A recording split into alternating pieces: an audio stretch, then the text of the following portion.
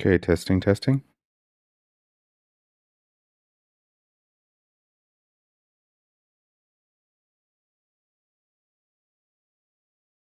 Welcome to Programming Rainbow. In this video, we will continue on the series of Minesweeper and C and SDL3.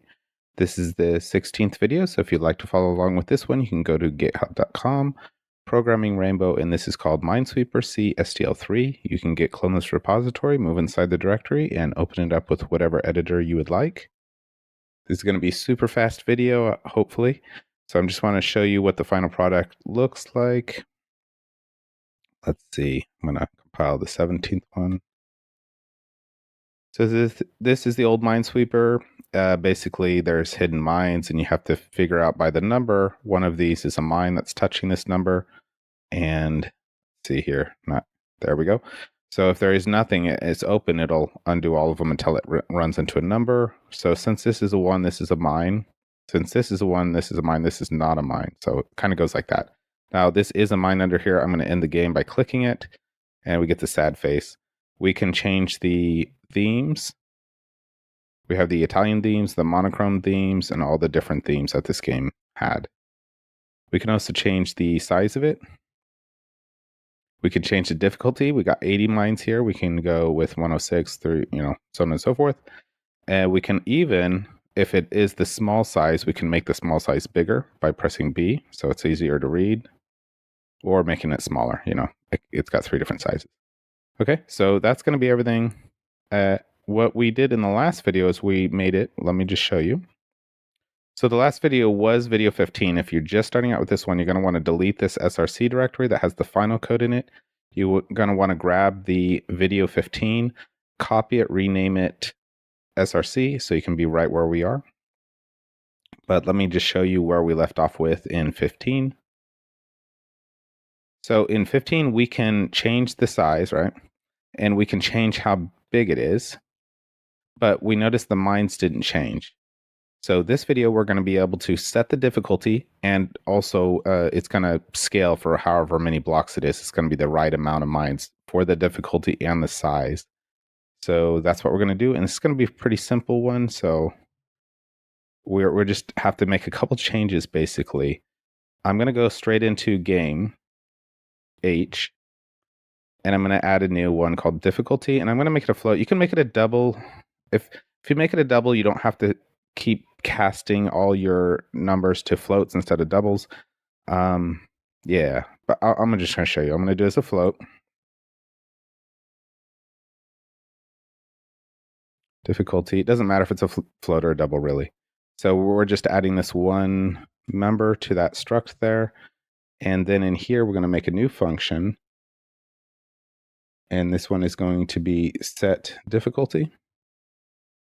And this one can fail because we're going to do a reset on it when we set the difficulty. So down here under set size, we're going to make a new one.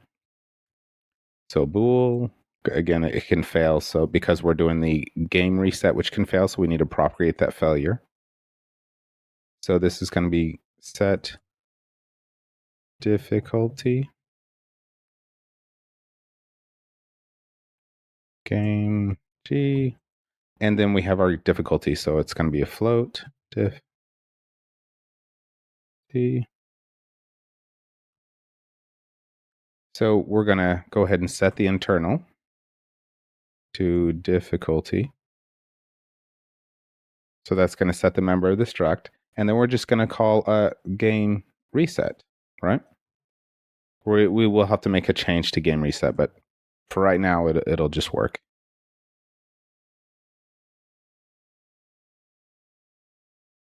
So game reset can fail. That's why we're wrapping in an if statement, and then we're going to return false if it did fail. Otherwise, we're returning true. Okay, so this is the function. So this is going to allow us to set some difficulty. And I'm going to forward declare this before I forget. So all the way up at the top here under set size, we got set difficulty now. And down here, see, before we're hard coding mines, I'm going to go ahead and leave that hard code there. But I'm going to add in the difficulty for the default one, which is going to be 0.1, which will be equal to 8 mines, basically. So this is the problem that we have right here. If I just do this right here with my stricter compiling rules, this is a float, and this number, because it's a decimal, is viewed by default as a double, and it'll complain I'm casting a double to a float. You know what I mean? So if we just put an F back here, we're going to be okay with that. Now, if you put a double, if you put this as a type of double, you won't have to do this. You can just do that. It doesn't actually matter at all if this is a float or double. It just needs to be some type of float or double, not an integer, basically. Okay, so we have our default kind of difficulty, and we have our function that can change it. So now what we're going to do is we're going to go down into, well, let's make this fully work now. So on our reset right here, before we actually do the board and reset everything else, let's recalculate how many mines should be, that's the problem before. We had it just 8 mines every single time. Now we're going to have it recalculate for us based on the difficulty. So I'm going to say mine count, sorry. Mine count equals, and this is going to be an int, so I'm going to need to cast this to an int because mine count is an int.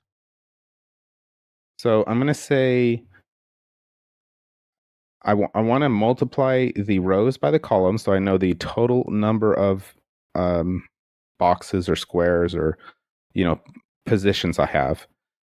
And then I'm going to multiply it by the difficulty. And the difficulty is 0.1. So 1 in 10 of those spots is going to be a mine. And 9 times 9 is 81. So, 81 will be 8.1, but since it's integer, it's just going to be 8. So this is rows times columns. Now, this rows and columns are both unsigned ints, and when I multiply this by difficulty, which is a float or a double, depending on what you've used, right here, it's my compiler again is going to complain because it's stricter. So right away, I'm just going to take these two right here, and I'm just going to cast them to whatever you're using. If you're using a double, cast it to a double. If you're using a float, like I am, cast it to a float. Again, it doesn't matter, float or double. You choose the one you like. It's not important as long as it's one of those. And if we want to be extra precise, if we wanted to round, like instead of, because this is basically the floor, whatever it is, if it's 9.9, it's going to be 9, right? If you want to actually round to the 5 and up, round up, and 0 to 4 round down, we could just add 0.5 to this. So I'm just going to, and the addition will come last after the multiplication because of the order of operations in math. So we don't need to put it in parentheses or anything like that. But I'm going to say 0.5. Okay. And as because I'm using the float, I need to put the F there. If you're using double, you don't need to do that. Okay. So what's happening here is imagine if we have, imagine if our number, which it is right now, is 81, right? And we're multiplying it by 0.1, yeah? That's going to give us 8.1. And then as an integer, that's going to be 8. But if we were to add 0.5 to this, right? This is going to be 81. It's going to turn into 8.1 with this multiplication. After that happens, this is going to add on to it. And this is going to be 8.6. And because of integer, it's going to turn back into 8. But imagine if this was 85, right? 85 gets multiplied, and now we get 8.5. That should round up. We add 0.5 to it, and guess what? That's 9 now. And to the integer, it turns into 9. And let's try it say, if it was 89, 89 turns into 8.9, add 0.5, that ends up being 9.4, which turns into 9. Okay, so just this, if you haven't seen that before, I'm sure most people have, and they're just like, why are you telling me this? But if you didn't know, this is just a shortcut to round.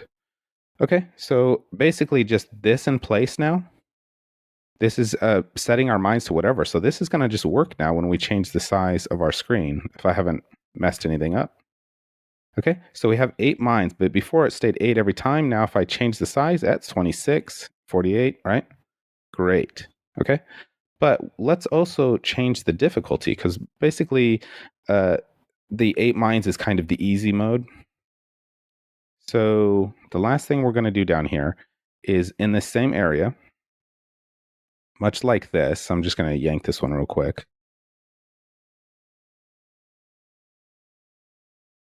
So I'm going to use the A key, okay, for this one. And I'm not calling this function. I'm going to call set difficulty. And it's still a G, but the difficulty we already know is 0.1 F, right? Again, the F if you're using floats. If you're using doubles, you don't need it. And we still need to check if this fails because we're propagating a failure. Okay. And I'm missing a parentheses here. Okay, so that's easy, right? But we already have easy. So what's the next one? So I'm just going to yank this again. And we'll say next to A is S. And we can change the difficulty to 0.133, right? And I'm going to do it again. And this one will be D. I'm just going across the letters, A, S, D. And D will be, see here, 166.